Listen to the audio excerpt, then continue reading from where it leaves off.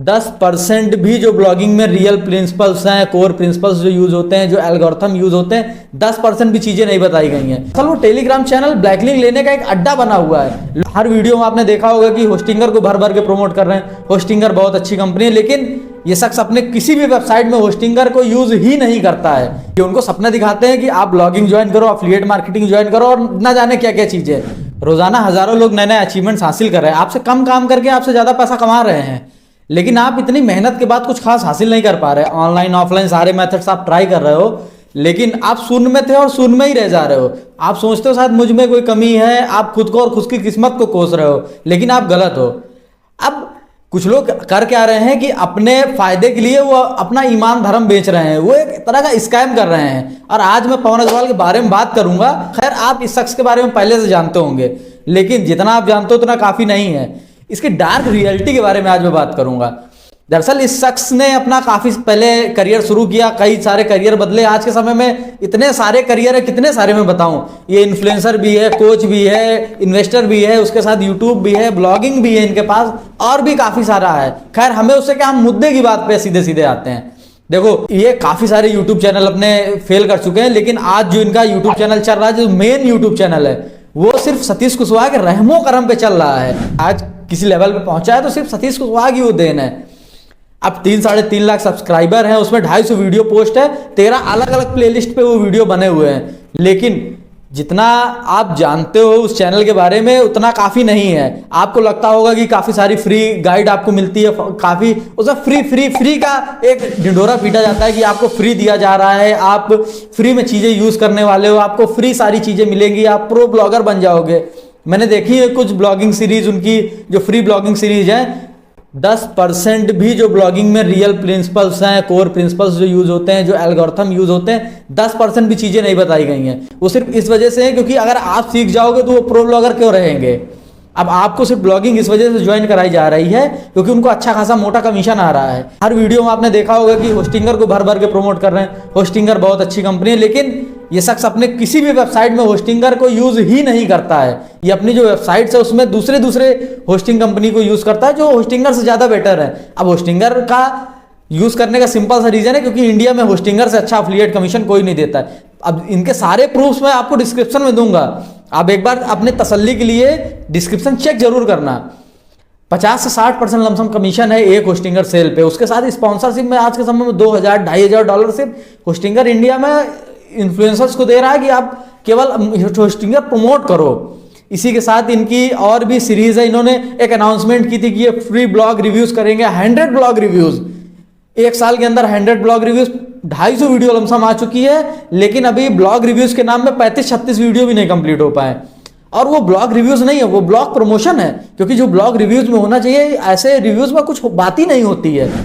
इसी के साथ आपने देखा होगा कि टेलीग्राम चैनल काफी प्रमोट हो रहा है कि टेलीग्राम चैनल। दरअसल वो टेलीग्राम चैनल ब्लैकलिंक लेने का एक अड्डा बना हुआ है। लोग अपने टेलीग्राम चैनल में टिप्स, ट्रिक्स और ना जाने ई बुक्स, न्यूज, अपडेट्स क्या क्या शेयर करते हैं।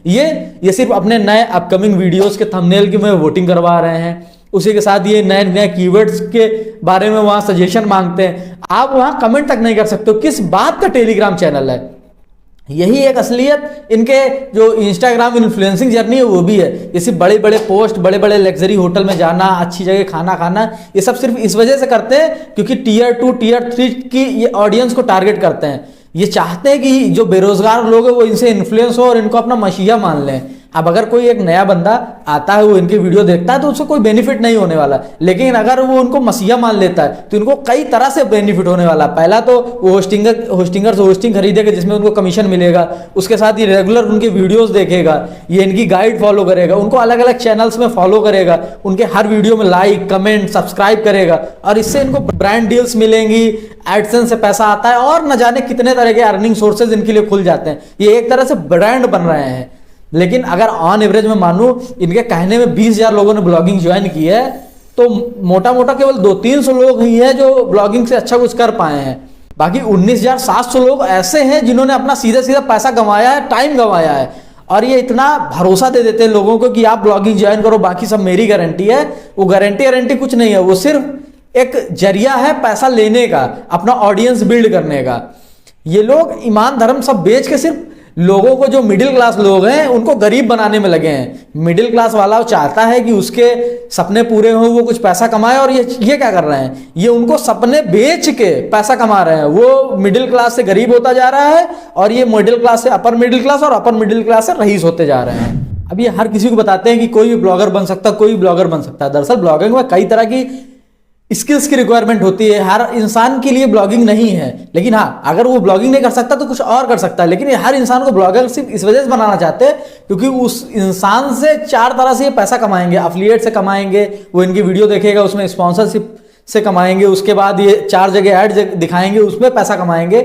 दरअसल ब्लॉगिंग एक लॉन्ग टर्म बिजनेस है और ब्लॉगिंग सीरियस बिजनेस है। ब्लॉगिंग में ये 10% भी नहीं बताते, ये सिर्फ अपना होस्टिंगर बेच रहे हैं और काफी कुछ कर रहे हैं।